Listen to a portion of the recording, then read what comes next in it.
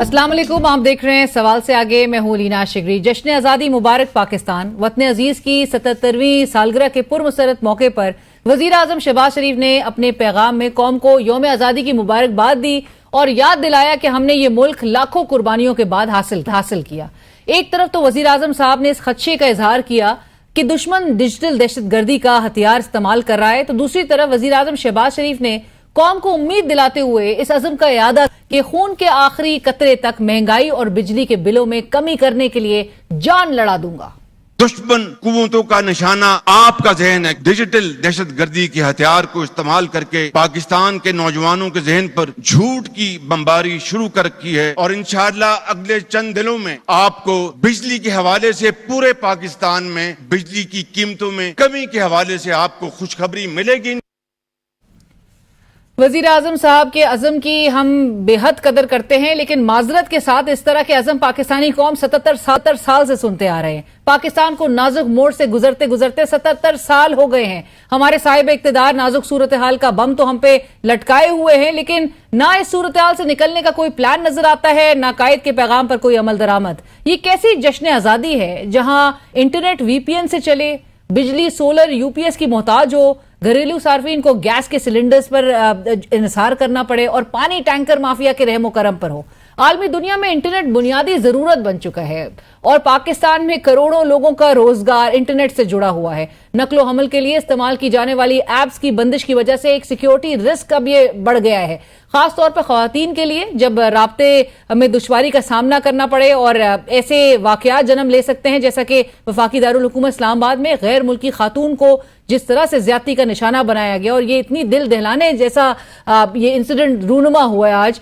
ये इस पर जरूर हुक्मरानों को होश के नाखून लेने चाहिए। और इसके अलावा जहां पर हम इंटरनेट की बात कर रहे हैं, इसमें सुस्त रफ्तारी और जो सुस्त रवि नजर आ रही है, इससे फ्रीलांसिंग एप्स भी शदीद मुतासिर हुई हैं। फाइवर नामी फ्रीलांसिंग ऐप ने पाकिस्तान से काम करने वाले फ्रीलांसर्स का इसका स्टेटस अनअवेलेबल कर दिया है।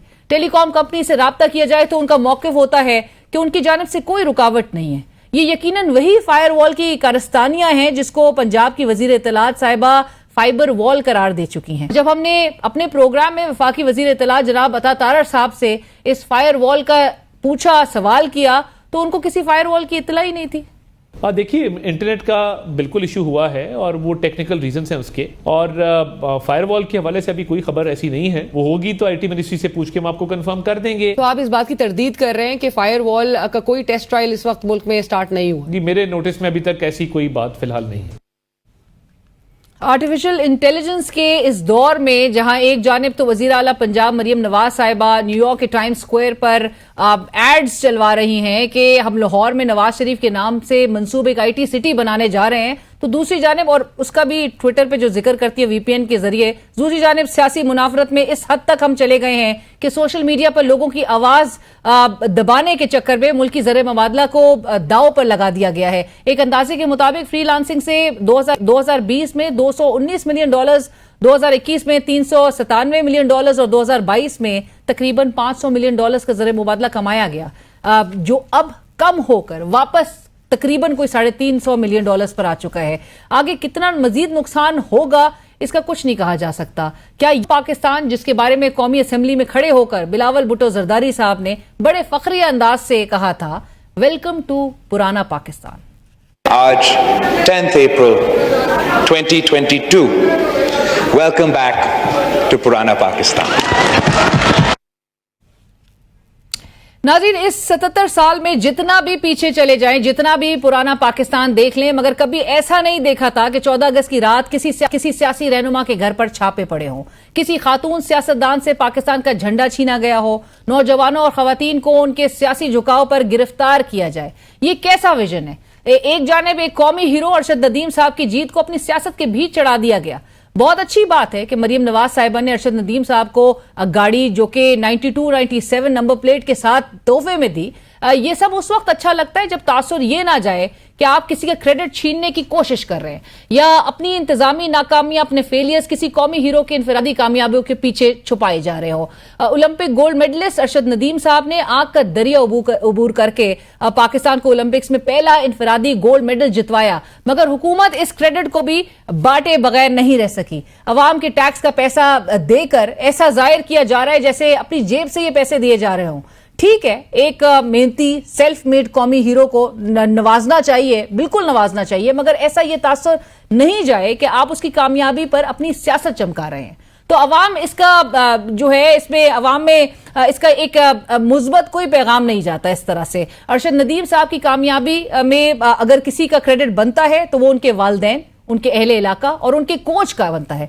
ये वो लोग हैं जिन्होंने अरशद नदीम साहब को चंदा करके, तमाम डोनेशन इकट्ठे करके बैनुल-अक़वामी मयार का जावलिन एटलीस्ट खरीद कर दिया, उस तक के उनको पैसे हुकूमत की जानिब से मुयस्सर नहीं किए गए। अरशद नदीम साहब फटे जूते पहनकर कौन सा कोई 60-70 की दिहाई में जीता करते थे, यही 2015-16 की बात है। और ये हुकूमत जो है वो उस वक्त कहाँ थी? आज जिस तरह से दावे किए जा रहे हैं कि जी ये स्पोर्ट्स, पंजाब स्पोर्ट्स फेस्टिवल से ये निकले हैं, और पौधा जिस तरह से कहा जा रहा है वजीर आजम के पौधा, तो पौधा आपने सिर्फ एक ही लगाना था। मतलब सवाल तो हमारा बुनियादी यही है, पौधा तो आपने ये भी क्रेडिट लेने से थोड़ी देर पहले ही पर्ची देकर लगाया है, और आज भी आप कौन सा मुल्की खेल के साथ कोई मुखलिस हो गए हैं? वफाकी दारुल हुकूमत में जो स्पोर्ट्स कॉम्प्लेक्स है, इस वक्त कोई भी एक आम आदमी, एक आम शहरी भी इस बात से रिलेट कर सकता है कि अगर वो जाके देखे तो स्पोर्ट्स कॉम्प्लेक्स के हालात इतने अबतर नजर आ रहे हैं कि बताए ना बयान हो सके। तो बाकी मुल्क की क्या सूरत हाल होगी, आप खुद ही अंदाजा लगा लें। टाइक्वांडो चैंपियन जनाब आमिर खान साहब का कोई अता पता नहीं है। माजी के कौमी हीरो आशिक हुसैन साहब आज अपने मेडल लटकाए रिक्शा चला रहे हैं। अरशद नदीम साहब को कामयाबी के बाद आपने सर पर जरूर बिठाया, लेकिन जब वो पेरिस ओलंपिक्स के लिए जा रहे थे तो एयरपोर्ट्स के मनाजिर इंतहाई शर्मनाक थे, आपने उनको रुखसत तक ना किया। कॉमनवेल्थ गेम्स में वेट लिफ्टिंग से गोल्ड मेडल जितवाने वाले नू बट साहब को सिर्फ इस वजह से ओलंपिक्स क्वालिफाइंग राउंड खेलने नहीं भेजा गया कि वेट लिफ्टिंग फेडरेशन का कहना था जीत का क्रेडिट उन्हें दिया जाए। नू बट का एबीएन न्यूज के प्रोग्राम स्पोर्ट्स बज में बात करते हुए कहना था कि कॉमनवेल्थ गेम्स में मैं और अरशद नदीम गोल्ड मेडलिस्ट थे, 2 साल से लगातार मेरे इवेंट मिस कराए जा रहे हैं, अगर मुझ पे तवज्जो दी जाती तो हम गोल्ड मेडलिस्ट होते। कॉमनवेल्थ गेम में सिर्फ मैं और अरशद नदीम ही थे मेडलिस्ट, और लगातार 2 साल से जो इवेंट्स हो रहे हैं लगातार मेरे जो है ना इन्होंने मिस करवा रहे हैं और अभी भी करवा रहे हैं। तो मेरा ख्याल है कि हुकूमत को चाहिए कि इस पे जो है सख्त एक्शन लें। अगर आप मुझ पे भी तवज्जो दे तो हम अगली भी ओलंपिक का मेडल लेंगे।